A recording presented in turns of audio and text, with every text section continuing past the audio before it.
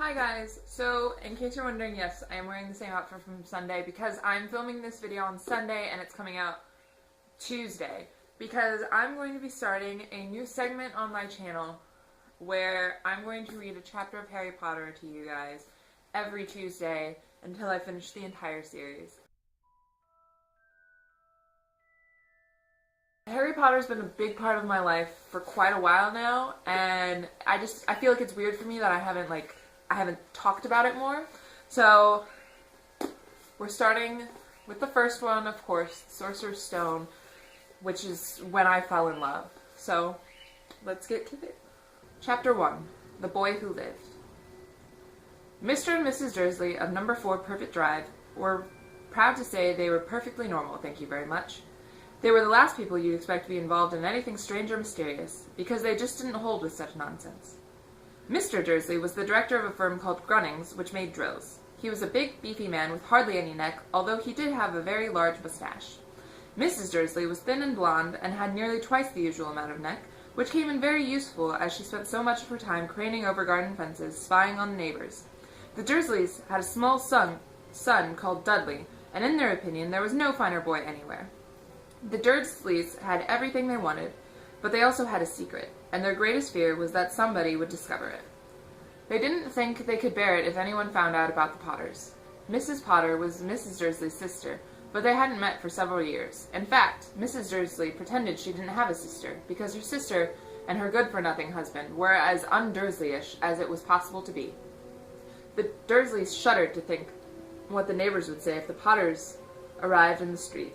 The Dursleys knew that the Potters had a small son too, but they had never even seen him. This boy was another good reason for keeping the Potters away. They didn't want Dudley mixing with a child like that. When Mr. and Mrs. Dursley woke up on the dull, gray Tuesday our story starts, there was nothing about the cloudy sky outside to suggest that strange and mysterious things would soon be happening all over the country. Mr. Dursley hummed as he picked out his most boring tie for work, and Mrs. Dursley gossiped away happily as she wrestled a screaming Dudley into his high chair. None of them noticed a large tawny owl flutter past the window.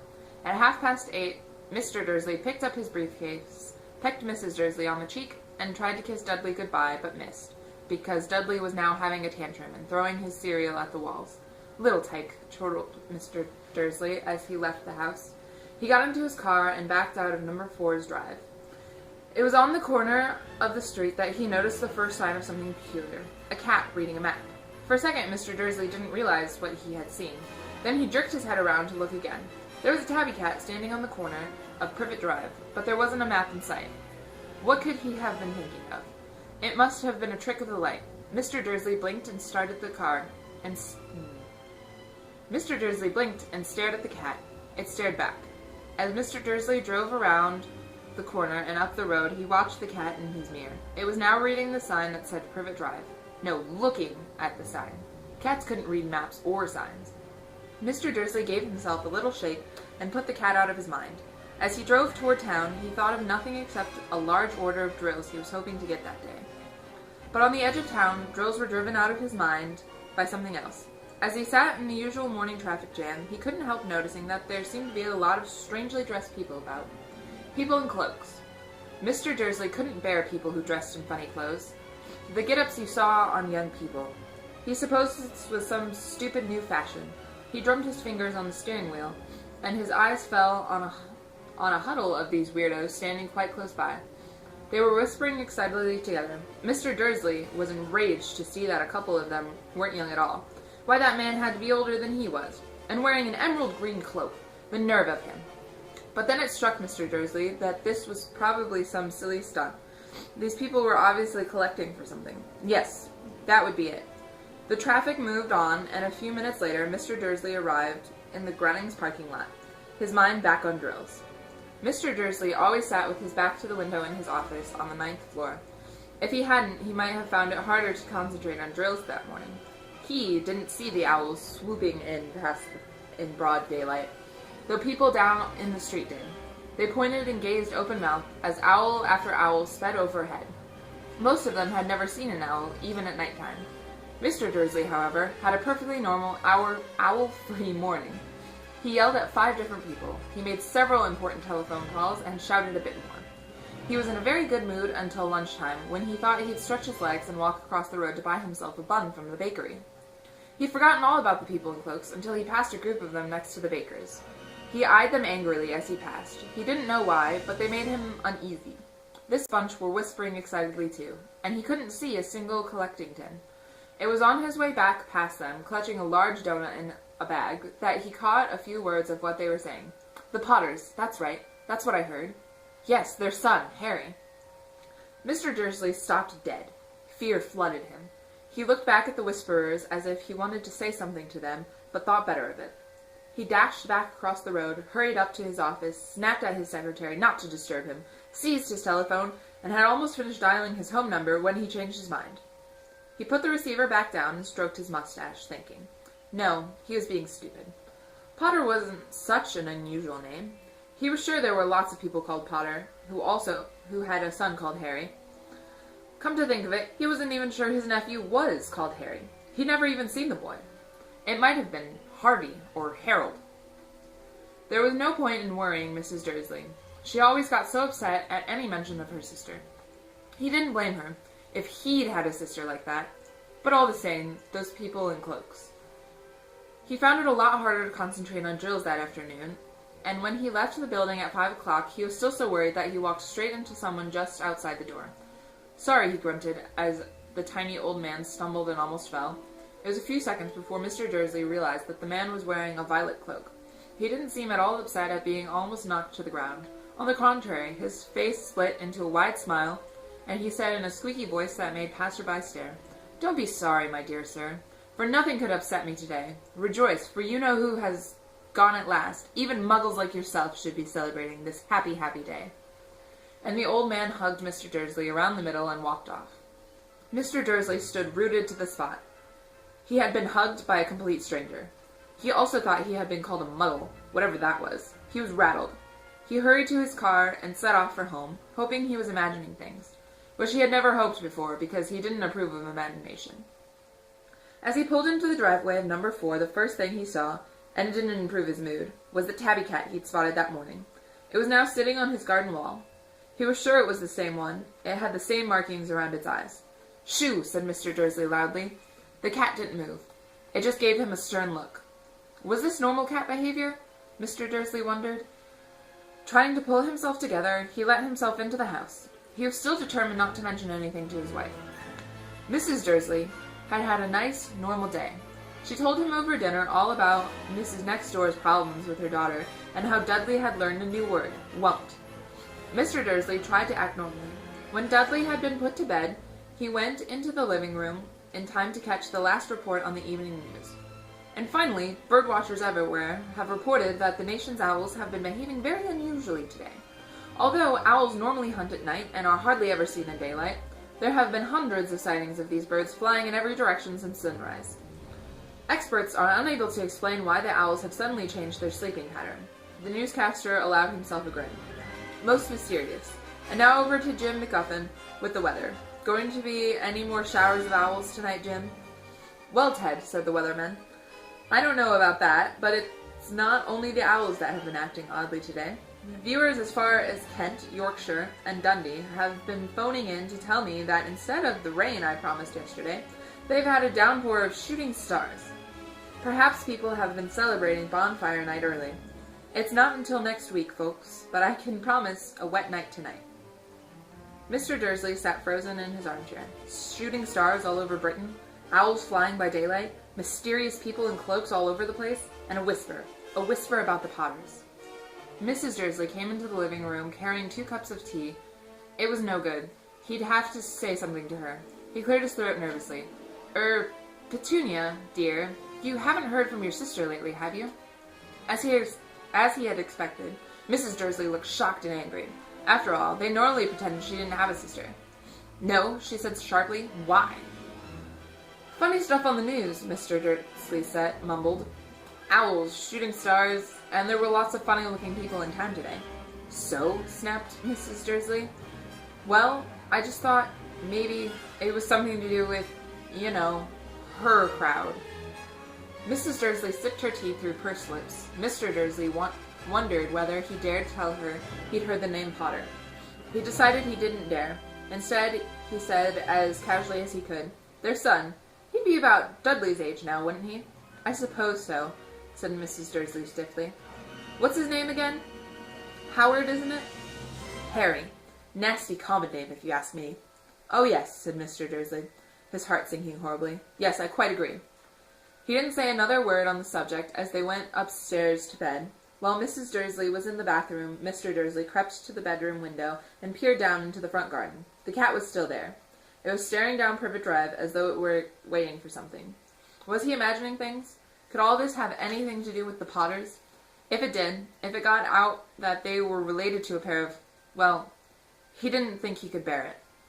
The Dursleys got into bed. Mrs. Dursley fell asleep quickly, but Mr. Dursley lay awake, turning it all over in his mind. His last comforting thought before he fell asleep was that even if the Potters were involved, there was no reason for them to come near him and Mrs. Dursley. The Potters knew very well that what he and Petunia thought about them and their kind. He couldn't see how he and Petunia could get mixed up in anything that might be going on. He yawned and turned over. It couldn't affect them. How very wrong he was.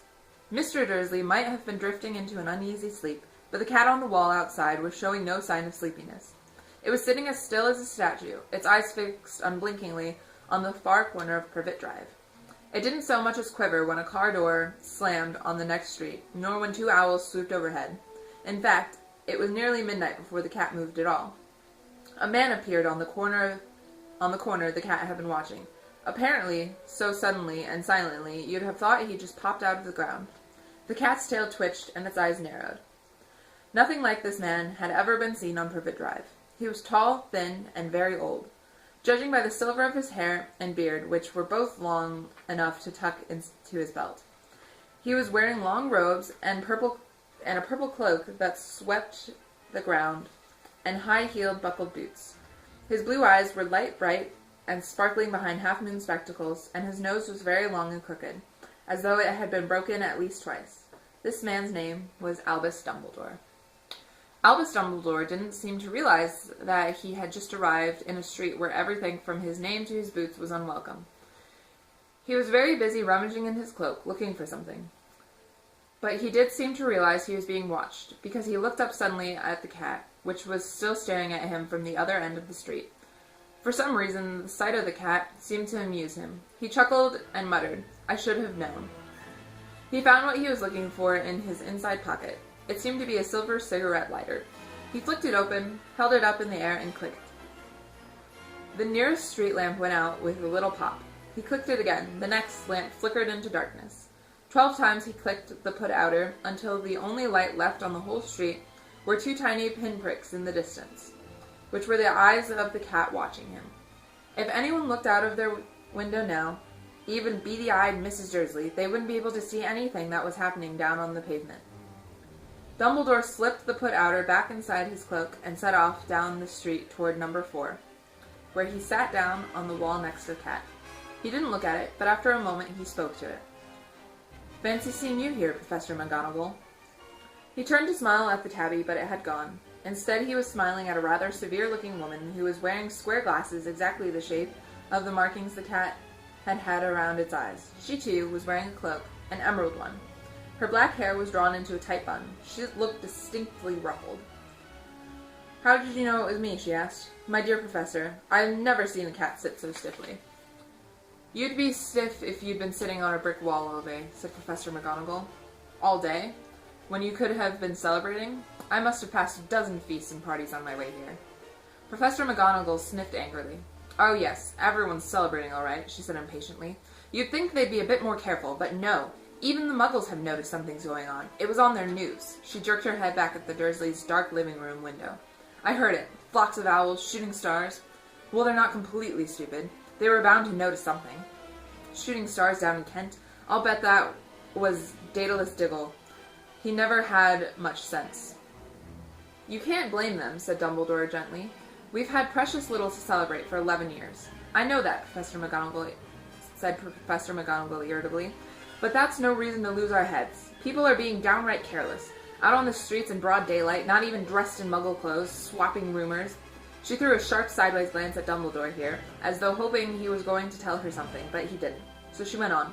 A fine thing it would be if on the very day you-know-who seems to have disappeared at last, the muggles found out about us all. I suppose he really has gone, Dumbledore. It certainly seems so, said Dumbledore. We have much to be thankful for. Would you care for a lemon drop? A what? A lemon drop. They're a kind of muggle sweet I'm rather fond of. No thank you, said Professor McGonagall coldly, as though she didn't think this was the moment for lemon drops. As I say, even if you-know-who has gone, my dear Professor, surely a sensible person like yourself can call him by his name. All this you-know-who nonsense. For 11 years I have been trying to persuade people to call him by his proper name, Voldemort. Professor McGonagall flinched. But Dumbledore, who was unsticking 2 lemon drops, seemed not to notice. It all gets so confusing if we keep saying you-know-who. I have never seen any reason to be frightened of saying Voldemort's name. I know you haven't, said Professor McGonagall, sounding half exasperated, half admiring. But you're different. Everyone knows you're the only one you know... Oh, all right, Voldemort was frightened of. You flatter me, said Dumbledore calmly. Voldemort had powers I will never have. Only because you're too, well, noble to use them.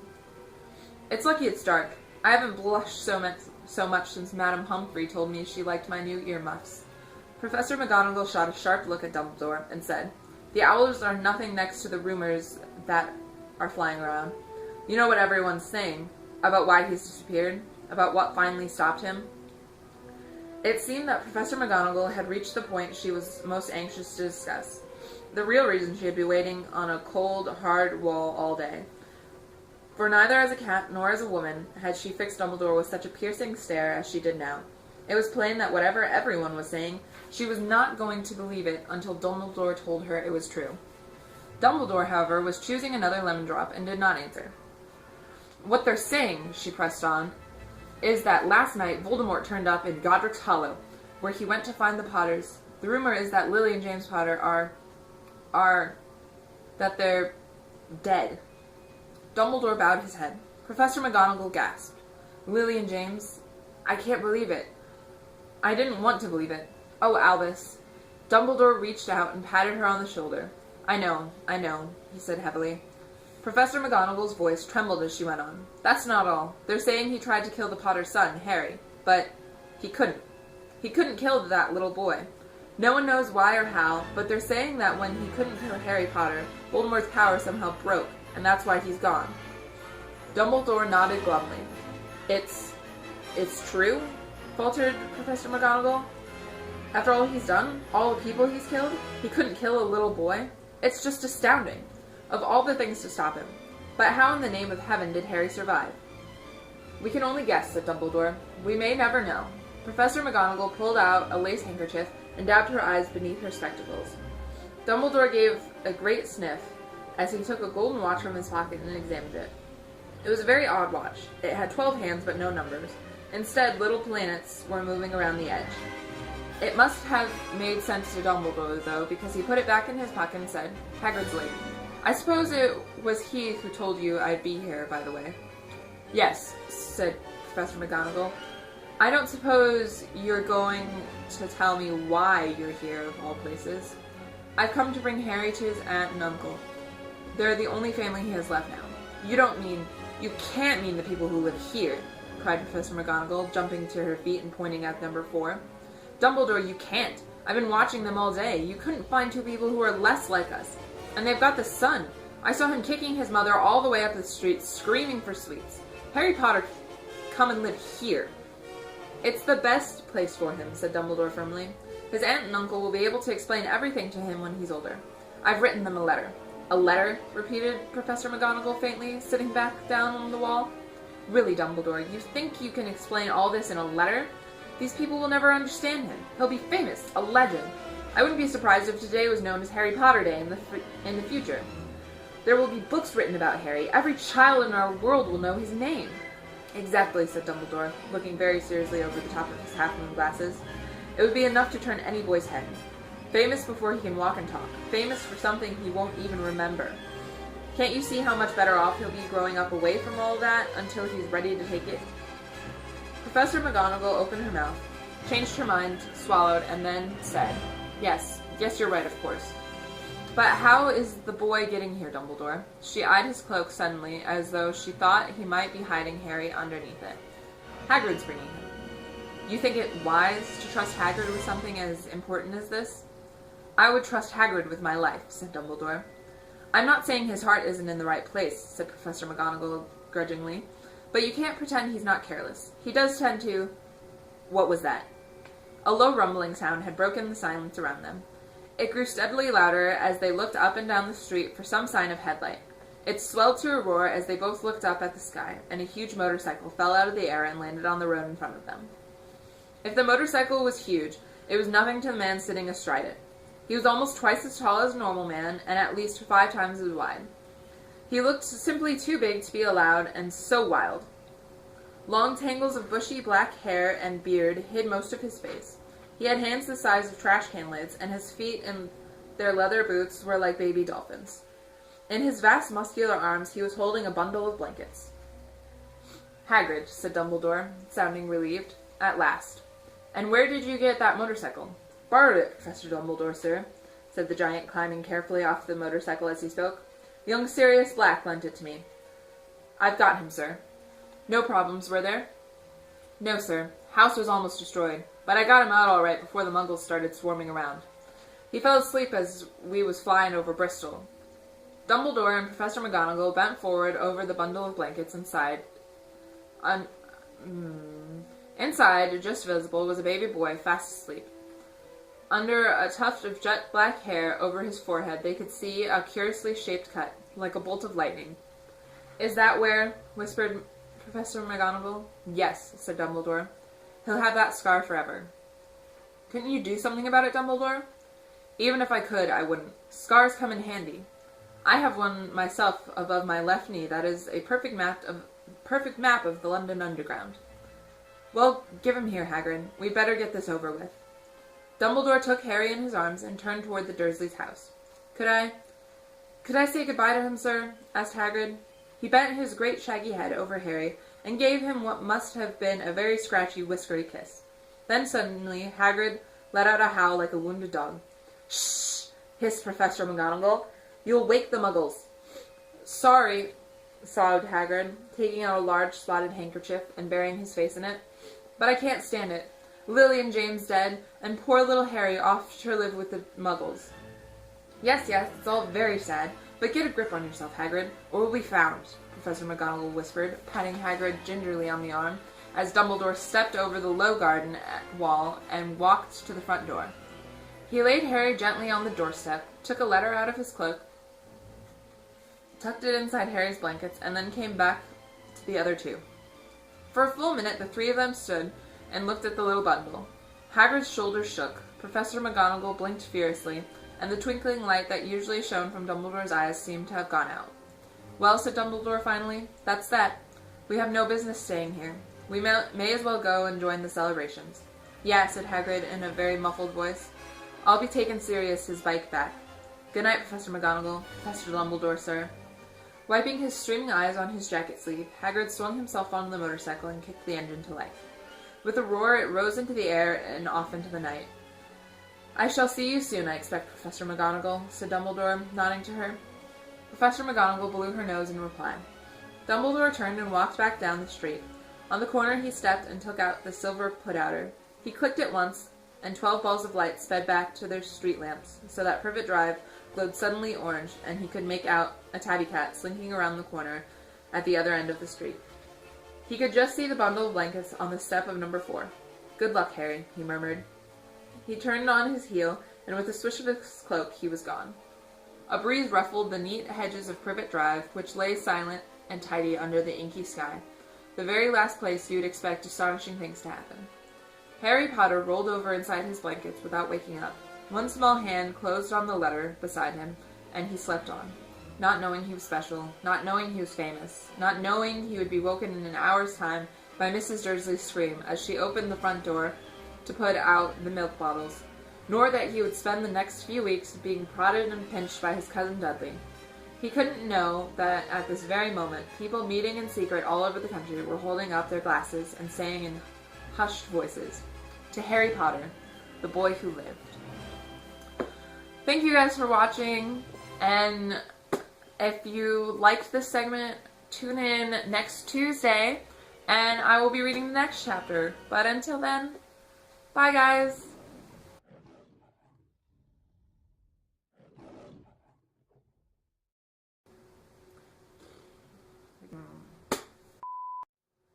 We can do this. We can get through a chapter of Harry Potter.